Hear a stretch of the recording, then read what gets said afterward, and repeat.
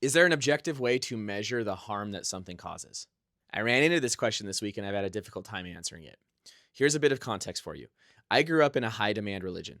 There were very specific rules about what books I could read, what questions I could ask, and what kind of people I should avoid because they might cause me harm. There were questions I knew not to ask because even considering them was considered dangerous. And so this week I made a couple reels about ADHD and diagnoses, and the response I got was of a similar flavor.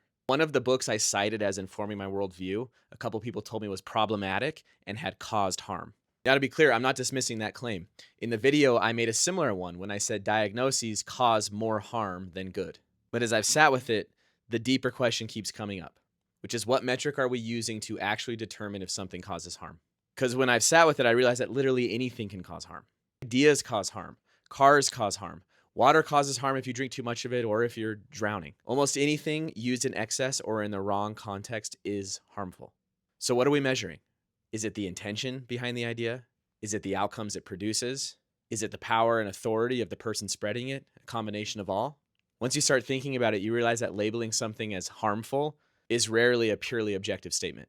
It's actually just a mixture of values, perspectives, and context. So when I hear someone say an idea or a book or a conversation should be avoided because it causes harm, I have an instinctual revulsion because it reminds me of the religious environment I was raised in, where the boundaries of acceptable thoughts and conversations were carefully policed. So I'm not saying harm isn't real, it absolutely is. But we should be careful when we make those claims about ideas, and we should ask the deeper question. By what standard are we measuring this?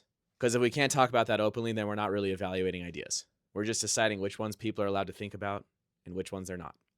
Remember, feeling is freedom.